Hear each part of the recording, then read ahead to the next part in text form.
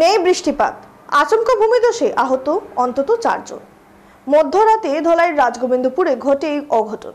সোমবার মধ্যরাতে ঘুমের ঘোরে এক পরিবারের প্রাণ অল্পের জন্য রক্ষা পেল। হঠাৎ বিকট শব্দে টিলা ধসে পড়ে ঘরের উপরে। এতে মাটি চাপা ও ঘরের ধ্বংসস্তূপে আবদ্ধ হন একই পরিবারের বেশ কয়েকজন। শব্দ শুনে পাড়াপড়শিরা এগিয়ে আসেন।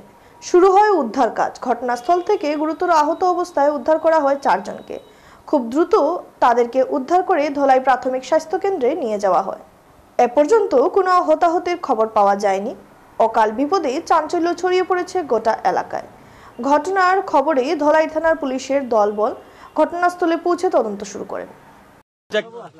ঘটনাটা কোসেন ঘটনাটা তো 10 ফুটিয়া দেখে যে তারা বেটাবেটি তারা চিল্লা চিল্লানোর পরে টস মেরে দিলাম যে মাটি পড়ে গেছে। আমি সব ডাকিয়েছি, আমার ভাই বাতিজার সব আমি হালকা মেরে ডাকিয়া আনলাম। তো দরজা খুলতাম পারি না, তো আমি আমার বাতিজা ভাই কানিয়া দরজা ভাঙিয়া ভিতরে আমার বেটা বার করছে, ছোট নানা করে বার করছে, আর এগুলো পুড়িয়ে ভাই না বাজে বেড় সের খাটিয়া উঠে আর বার করছে, বাজে মাটি উঠি পুড়িয়া গিয়া বাজে ও বাচ্চার